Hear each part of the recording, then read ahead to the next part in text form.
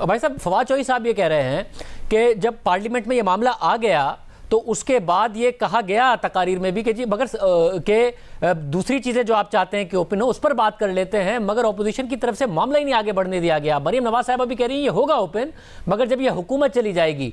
और साहब इस तरीके से तो जब नैब ऑर्डिनेंस को की तरमीम की आप बात करते हैं तो हुकूमत कहती है आपको फ़ायदा है, इसकी तरमीम की बात हो रही है तो आप कह रहे हैं हुकूमत को फ़ायदा है। मेरिट्स पर भी तो देखना पड़ेगा, कहीं ना कहीं किसी ना किसी को फ़ायदा होगा, मगर लेजिस्लेशन कैसे होगी? नहीं, फ़ायदे की बात नहीं है, नुकसान की बात नहीं है। अगर आपने आइन में तरमीम करनी है, उसका एक मुरवजा निज़ाम बना हुआ है। एक मुरवजा निज़ाम है कि आप एक पार्लिमानी कमेटी बनाते हैं, उसमें पार्लिमान की हर जमात को शामिल करते हैं, चाहे वो एक रुकनी जमात भी हो, और वो इन तमाम मामलात का जायज़ा लेकर एक पैकेज बनाकर आइन की तरमीम असम्बली में लाती है और पास होती है। 18वीं तरमीम ऐसे हुई। जो रिफॉर्म बिल था इलेक्टोरल रिफॉर्म्स का, जो हमारे दौर हुकूमत में हुआ, उसकी 107 मीटिंग्स हुई। पीटीआई उसका हिस्सा थी। ये कोई नाआशना नहीं है इस बात से। जो फाटा का बिल हुआ वो भी ऐसे ही हुआ। तो पहले आप बैठते हैं, आप बहस करते हैं कि क्या तरमीम की ज़रूरत है, वो कैसे होगी, फिर उसका बिल लाया जाता है। क्योंकि आइन खुशकिस्मती से हमारे मुल्क में कंसेंसस के बगैर नहीं हो सकता। अब हुकूमत एक और कोशिश कर रही है कि एक ऑर्डिनेंस के ज़रिए आइन की शिकों की नफ़ी की जाए और ये मामला किया जाए। तो ऐसी उजलत क्या है और क्यों है? असल हकीकत ये है, मैं बिल्कुल इस बात के हक़ में हूँ कि अगर आपने वोट ओपन करना है, फिर सारे वोट ओपन कर दें। फिर पाकिस्तान का एक वाहिद निज़ाम दुनिया में बन जाएगा जहाँ वोट की कोई सीक्रेसी नहीं होगी और वोट ओपन हुआ करेगा। पूरी दुनिया के ममालिक में ऐसा निज़ाम नहीं है। हमारे मुल्क में राइज करना चाहते हैं, इस पर बहस कर लें, इस निज़ाम को ले आएँ। लेकिन ये उजलत में सिर्फ इसलिए कि पीटीआई के अपने मेंबर अपने उम्मीदवारों को वोट देने को तैयार नहीं हैं, ये निज़ाम आज लाने की कोशिश की जा रही है और चोर दरवाजे से लाने की कोशिश की जा रही है। ऑर्डिनेंस को चैलेंज जेयूएफ ने कर दिया। पीपल्स पार्टी के लिए बिलावल भुट्टो ज़रदारी साहब ने आज कह दिया कि हम अदालत में इस मामले को लेकर जाएंगे। क्या नून लीग भी इसे चैलेंज करेगी? जी बिल्कुल, हम भी कल चैलेंज कर रहे हैं, मैं खुद भी चैलेंज कर रहा हूँ, क्योंकि ये आइन की इतनी नफ़ी है कि मैं समझता हूँ कि हमारा मुल्क फिर इसके बाद किसी भी बात का मुतहम्मल नहीं हो सकेगा। कल कोई हुकूमत भी ऑर्डिनेंस के ज़रिए आइन की शिकों को तब्दील कर दिया करेगी। ये जो एक ऑर्डिनेंस जारी हुआ है, ये इतनी मज़ाक़ खेज़ बात है। ये कानून की बुनियादों की नफ़ी है जो इस ऑर्डिनेंस में की गई है कि आपने एक कानून बनाया कि ऑर्डिनेंस जारी होता है, कानून बन जाता है। आज हमारे मुल्क का एक कानून है कि जब सुप्रीम कोर्ट का फैसला इस कानून के हक़ में आ गया तो फिर ये कानून लागू हो जाएगा। कानून इस तरह नहीं बना करते। माजरत से मुझे कोई दुनिया में ऐसा कानून बता दें जो एक अदालती फैसले पर मुनहसर हो। मगर उसमें हुकूमत ये कह रही है कि क्योंकि 11 तारीख को शेड्यूल अनाउंस हो जाएगा, जिसकी वजह से उसके बाद बाय लॉ कोई तरमीम की नहीं जा सकती है रूल्स में, इसलिए हम ये ऑर्डिनेंस लेके आए, क्योंकि सुप्रीम कोर्ट का फैसला अगर 11 के बाद आता है तो वो उस वक्त लागू हो जाए। ये इंटेंशन है हुकूमत की।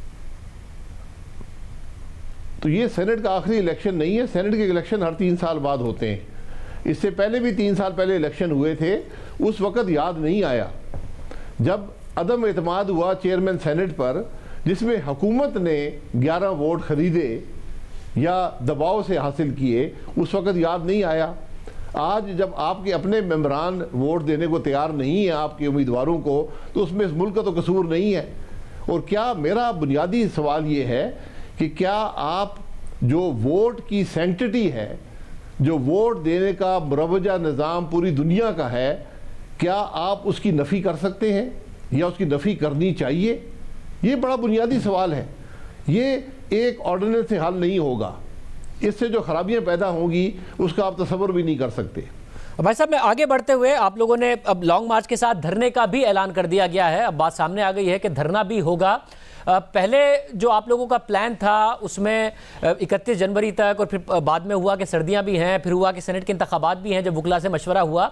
इस दफ़ा भी बाकायदा प्लान कहते हैं, क्योंकि 26 मार्च को अगर आप मार्च करेंगे, उसके बाद धरना देंगे, फिर रमज़ान आ जाएगा, गर्मियाँ, ये पूरा सोच समझकर फैसला किया गया है कि कितने दिन का धरना देना है। धरने का हमने रिजल्ट माजी में देख लिया है। उस वक्त भी जब आपके इदारों के साथ बतौर हुकूमत ताल्लुकात अच्छे नहीं थे, तब भी धरने के जरिए हुकूमत नहीं गिरा सके थे इमरान खान या ताहिरुल कादरी साहब। अब तो इदारे कह रहे हैं कि जी हमें ना घसीटें, हमारा कोई बैकडोर राब्ता भी नहीं है और हम सियासत में नहीं आना चाहते, आज भी DGISPR ने कहा है, तो ऐसे सिनेरियो में आप कैसे गिरा लेंगे हुकूमत अगर धरना भी दे लेंगे? देखिए, वो धरना जो इदारों ने ही करवाया था और इदारे ही उससे कोई मकसद हासिल करना चाहते थे।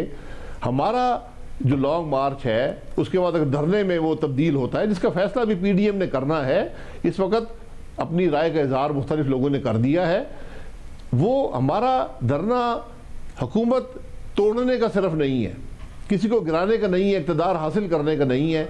ये तो एक तहरीक है और ये एक बुनियादी नुक्ते पर है कि मुल्क उस वक्त तक तरक्की नहीं कर सकता जब तक हम इसको आइन के मुताबिक नहीं चलाएंगे। तो ये उस मकसद के लिए है, ये एक बड़े मकसद के लिए है।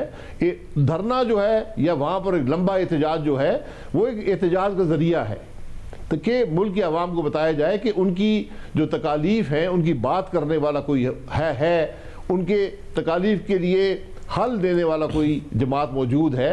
तो हमारा मकसद तो ये है, यहाँ सिर्फ हसूल इक़्तिदार मकसद नहीं है। वैसे मगर अगर लंबा एहतजाज या धरना जो भी हो, उसमें हमने माजी में देखा है कि काउंटडाउन जब धरना स्टार्ट हो जाता है तो खुद धरना देने वालों का शुरू हो जाता है। ज़ाहिर उसके लॉजिस्टिक्स हैं, लोगों को वहाँ पर रखना, उनका इंतज़ाम करना। और हुकूमत अगर मुज़ाकरात के लिए ना राज़ी हो, जो इस वक्त भी नज़र आ रहा है, और आप भी राज़ी नहीं हैं, दोनों के दरमियान शदीद किस्म का इख्तलाफ है, इदारे भी कह रहे हैं हमारा कोई बैकडोर राब्ता नहीं है, तो ऐसे सिनेरियो में डेडलॉक ही होगा और मामला तसादुम की तरफ जाएगा। नहीं, देखिए, डेडलॉक तसादुम की यहाँ बात नहीं है, बात तो एक असूल की है कि हम ये कहते हैं कि ये जो निज़ाम है, जो आज हुकूमत बनी है, एक चोरीशुदा इलेक्शन के नतीजे में ये हाइब्रिड निज़ाम जो है ये नाकाम हो गया है। ये मुल्क के मसाइल हल नहीं कर सका, इसने पाकिस्तान के अवाम को तकलीफ़ दी है। हमने हल दे दिया है, हमने हल दिया है कि मुल्क को आइन के मुताबिक चलाएं, आप इंशाल्लाह तरक्की के रास्ते पर चल पड़ेंगे। ये हमारी सारी बात है। अगर ये किसी को कबूल नहीं है तो अपना मुल्क चला ले, लेकिन हालात ये कह रहे हैं, वक्त ये साबित करेगा कि मुल्क के मसाइल का हल वापस आइन पर जाने में है और कोई हल नहीं है। हम उसके लिए लॉन्ग मार्च करें, धरना दें, जो कुछ भी करें, वो हमारा आइनी और कानूनी हक है, हम करेंगे। ये अवाम की एहतजाज का ज़रिया है, ये अवाम का दबाव है, इसका मकसद कोई इक़्तिदार हासिल करना या नेगोशिएशन नहीं है। ये तो एक बुनियादी तहरीक है जो अपने मकसद में इंशाल्लाह ज़रूर कामयाब होगी। साहब, क्योंकि मरियम नवाज साहिबा ने भी माजी में कहा कि एस्टैब्लिशमेंट की तरफ से राब्ते किए गए हैं। अभी उन्होंने पिछले दिनों भी कहा कि सेनेट के मामले में बड़ों से ये फिर राब्ते कराते हैं। बिलावल भुट्टो ज़रदारी ने भी कहा कि सिलेक्टर्स फ़ोन ना करें।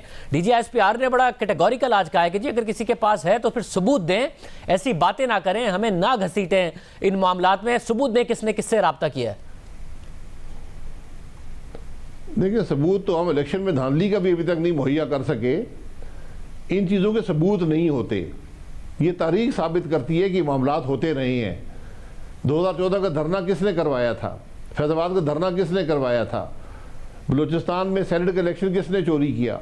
ये चीज़ें अपनी सबूत छोड़ कर नहीं जाती। इनसे जो असरात होते हैं वो ही सबूत होता है इस मामले का। अगर सेनेट के अदम एतमाद में 64 लोग खड़े हुए, 53 ने वोट दिया, तो 11 अफराद को ख़रीदा गया, यही सबूत काफ़ी है। तो आज जो मुल्क के हालात हैं वो ही सबूत काफ़ी है कि जो धांधली 2018 में हुई वो एक जुर्म था, उसी की वजह से आज हमारा मुल्क तकलीफ में है। भाई साहब, बतौर वजीर आजम तो सर्कमस्टेंशियल एविडेंस आपके पास है। बतौर वजीर आजम आपने सर्कमस्टेंशियली नहीं, वैसे भी एविडेंस देखा होगा, फैज़ाबाद धरना किसने कराया था और बलूचिस्तान की हुकूमत किसने गिराई थी। देखिए, मैं फिर ये कहूँगा कि उस दफ्तर के, उस ऑफिस के कुछ ओथ ऑफ ऑफिस होता है। मैं इन मामलात में नहीं जाना चाहता। ये माजी की तारीख का हिस्सा बन गए हैं। ये ट्रुथ कमीशन की जीनत बन सकते हैं।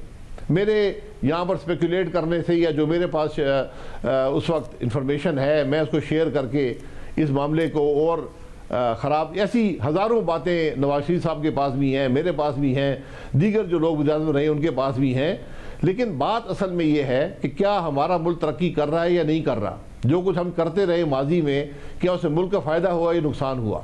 ये बात बड़ी वाज़ेह है कि जो भी गैर आइनी, गैर जमहूरी, गैर कानूनी अमल इस मुल्क में हुआ, उसने मुल्क को नुकसान नहीं पहुँचाया है।